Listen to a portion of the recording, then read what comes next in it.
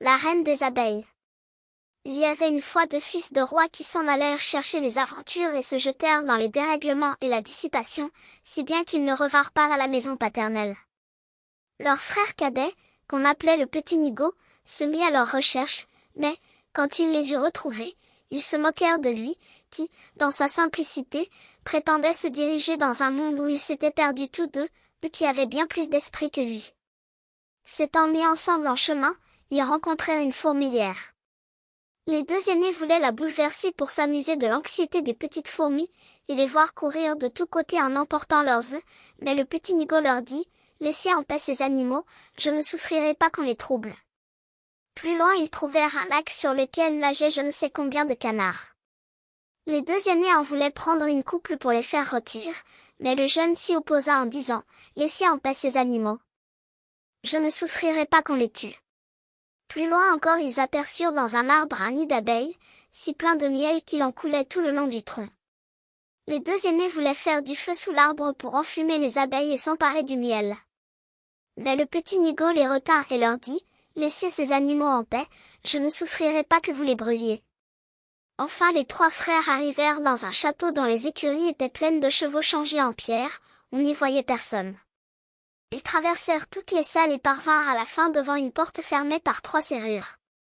Au milieu de la porte il y avait un petit guichet par lequel on apercevait un appartement. Ils y virent un petit homme à cheveux gris, assis devant une table. Ils l'appelèrent une fois, deux fois, sans qu'il parût entendre, à la troisième, il se leva, ouvrit la porte et sortit au-devant d'eux, puis, sans prononcer une parole, il les conduisit à une table richement servie. Quand ils eurent bu et mangé, il les mena chacun dans une chambre à coucher séparée. Le lendemain matin, le petit vieillard vint à l'aîné des frères, et lui faisant signe de le suivre, il le conduisit devant une table de pierre, sur laquelle étaient écrites trois épreuves dont il fallait venir à bout pour désenchanter le château. La première était de chercher dans la mousse, au milieu des bois, les 1000 perles de la princesse, qu'on y avait semées.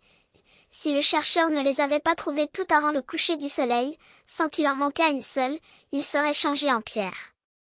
L'aîné passa tout le jour à chercher les perles, mais, quand arriva le soir, il n'en avait pas trouvé plus de 100, et fut changé en pierre, comme il était écrit sur la table. Le lendemain, le second frère entreprit l'aventure, mais il ne réussit pas mieux que son aîné, il ne trouva que 200 perles et fut changé en pierre. Enfin vint le tour du petit Nigaud.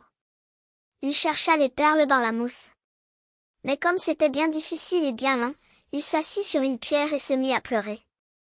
Il en était là, quand le roi des fourmis, auquel il avait sauvé la vie, arriva avec 5000 de ses sujets, et il ne fallut qu'un instant à ces petits animaux pour trouver toutes les perles et les réunir en un seul tas. La seconde épreuve consistait à repêcher la clé de la chambre à coucher de la princesse, qui était au fond du lac.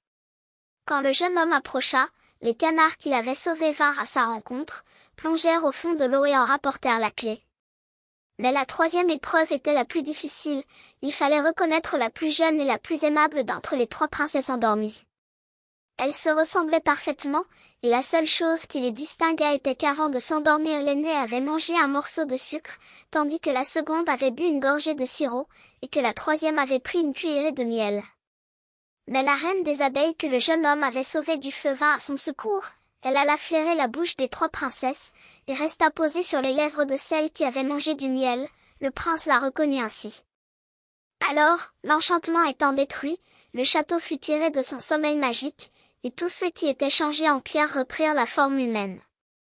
Le prétendu Nigaud épousa la plus jeune et la plus aimable des princesses, et il fut roi après la mort de son père.